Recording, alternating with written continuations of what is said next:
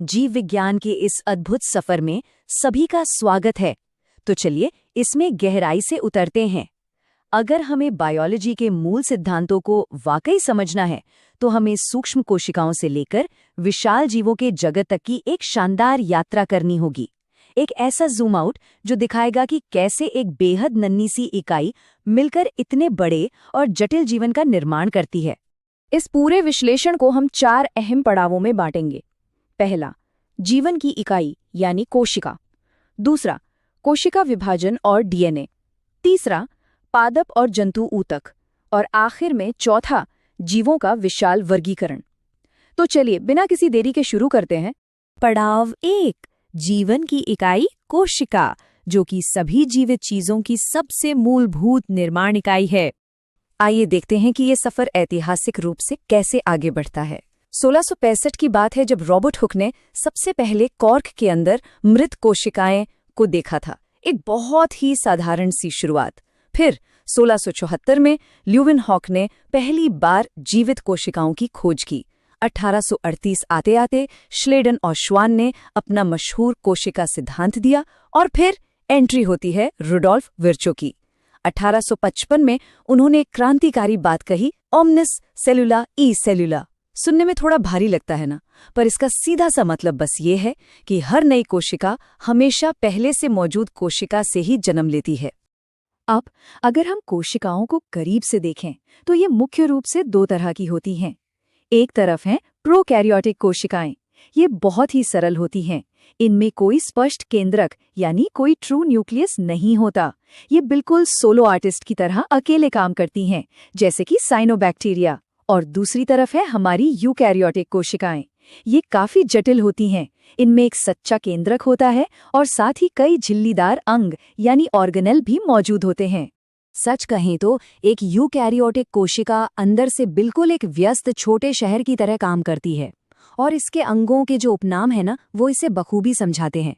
जैसे mitochondria ATP के रूप में ऊर्जा बनाता है, तो जाहिर है ये सेल का पावर हाउस है। कैमिलियो गोल्जी द्वारा खोजा गया गोल्जी उपकरण चीजों को पैक करता है और सही जगह भेजता है, बिल्कुल हमारे शहर के पोस्ट ऑफिस की तरह। और हाँ, जॉर्ज पैलेट द्वारा खोजा गया राइबोसोम, ये वो जगह है जहां प्रोटीन बनता है, इसलिए इसे बेझिझक कोशिका की प्रोटीन फैक्ट्री कह सकते हैं। लेकिन रुकिए, इस सूक्ष्म शहर में एक गहरा रहस्य भी छिपा है। जरा सोचिए, कोई भी कोशिका जानबूझकर खुद को नष्ट क्यों करना चाहेगी? कोई कारण तो होगा।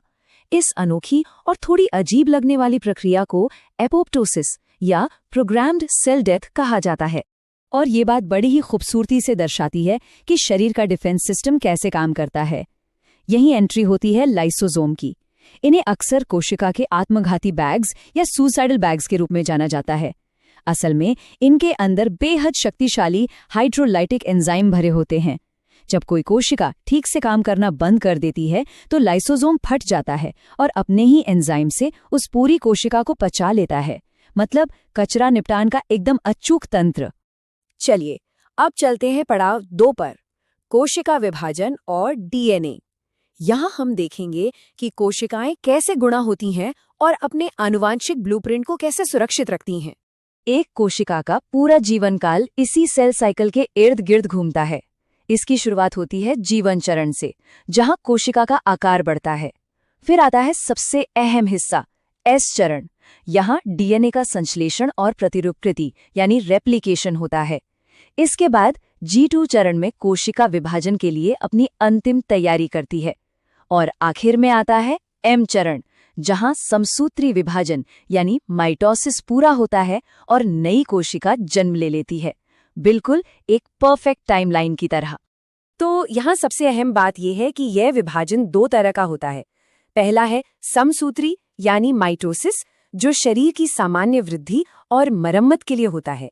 यह हूबहू 2 द्विगुणित यानी डिप्लॉयड कोशिकाएं बनाता है। इसके ठीक उलट अर्धसूत्री या मियोसिस सिर्फ प्रजनन कोशिकाओं में होता है। इसमें एक कोशिका से 4 अगुणित यानी हैप्लॉयड कोशिकाएं बनती हैं।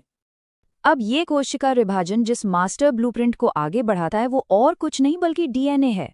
वैसे तो फ्रेडरिक मिशन ने शुरुआत में इस पर काफी शोध किया था, लेकिन 1953 में वॉटसन और क्रिक ने इसकी डबल हेलिक्स ढांचे को दुनिया के सामने रखकर तहलका मचा दिया। इसमें बहुत ही सटीक पेयरिंग होती है, एडेनिन की जोड़ी थाइमीन के साथ और ग्वानिन की जोड़ी साइटोसिन के साथ। जीवन का सारा रहस्य, हमारा पूरा जेनेटिक कोड इन्हीं पूरक स्ट्रैंड्स के बीच सुरक्षित रहता है। अब समय है थोड़ा और जूम आउट करने का। पड़ाव 3, ऊतक, पादप और जंतु।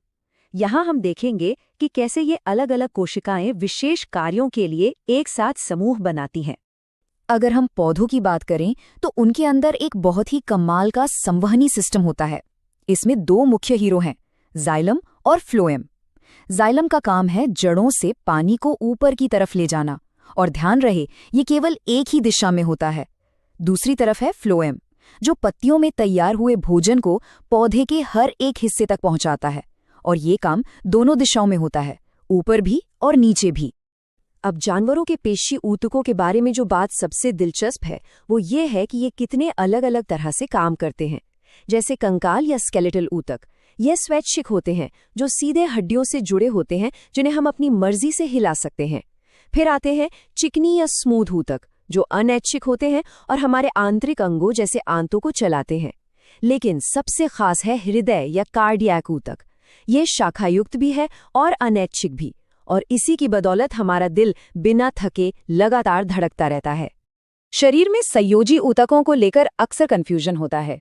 इसके लिए एक बहुत ही शानदार और आसान मेमोरी हुक है, MTB। M से मसल, T से टेंडन और B से बोन।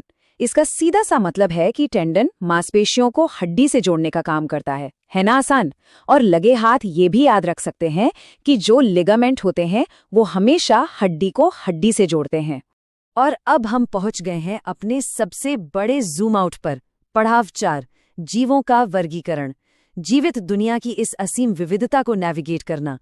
जीव विज्ञान के इस विशाल पदानुक्रम या हायरार्की को याद रखना थोड़ा मुश्किल लग सकता है, पर इसके लिए एक बहुत ही चतुर और मजेदार तरीका है। बस इस लाइन को याद रखिए, some girls of our class play kabaddi. ये एक अकेला वाक्य आपको सबसे विशिष्ट स्तर यानी स्पीशीज से शुरू होकर genus, family, order, class, phylum और सबसे व्यापक स्तर यानी किंगडम तक पूरी श्रृंखला को बिल्कुल सही क्रम में याद करवा देता है। फिर 1969 में R.H. विटेकर ने आकर इस पूरी जीवित दुनिया को 5 बड़े जगत यानी किंगडम्स में बांटकर चीजों को और स्पष्ट कर दिया। पहला मोनेरा, जिसमें बैक्टीरिया आते हैं। दूसरा प्रोटिस्टा, जिसमें अमीबा जैसे जीव हैं। तीसरा है कवक यानी फंगी, जिनकी कोशिका भित्ति काइटिन की बनी होती है, जैसे मशरूम। फिर आता है प्लांटे, जिसमें सारे पेड़ पौधे शामिल हैं, और अंत में एनिमेलिया, जिसमें सभी जंतु आते हैं। अगर सिर्फ पौधों के साम्राज्य को ही देखें तो वहां भी गजब की विविधता है। उदाहरण के लिए ब्रायोफाइटा को लीजिए। इन्हें पादप जगत का उभयचर या एम्फीबियन कहा जाता है, क्योंकि इनके पास पानी और भोजन ले जाने के लिए विशेष संवहनी ऊतक नहीं होते। इसके एकदम उलट है टेरिडोफाइटा। इनके पास संवहनी ऊतक तो होते हैं, लेकिन इनमें छिपे हुए प्रजनन अंग होते हैं। इसीलिए विज्ञान की भाषा में इन्हें क्रिप्टोगैम्स कहा जाता है। सूक्ष्म कोशिकाओं से शुरू हुआ हमारा ये सफर अब पृथ्वी के विशाल जीवों तक पहुंच चुका है। हमने एक छोटे से सेल से लेकर पूरे साम्राज्य को देख लिया। लेकिन ये सब जानने के बाद एक बहुत ही दिलचस्प सवाल सामने आता है। जैविक वर्गीकरण के इस विशाल, जटिल और असीम जाल में, विशेष रूप से एनिमेलिया जगत के भीतर, मनुष्य वास्तव में कहाँ फिट बैठते हैं? हमारा सटीक स्थान क्या है? खैर, इस सवाल का जवाब खोजने की प्रेरणा ही तो विज्ञान को इतना रोमांचक बनाती है। इस प्रस्तुति के साथ बने रहने के लिए बहुत बहुत धन्यवाद।